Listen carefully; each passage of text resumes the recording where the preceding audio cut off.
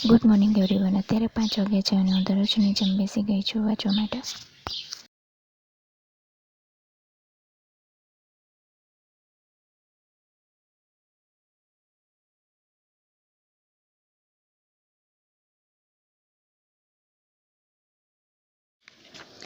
કાલે મારે આણંદ જિલ્લા સુધી છું, તો આજે મારે વડોદરા જિલ્લો, છોટાઉદેપુર જિલ્લો, પછી ભરૂચ, નર્મદા અને સુરત જિલ્લા સુધી થયું છે અને આગળનું રિવિઝન પણ પતાવી દીધું છે.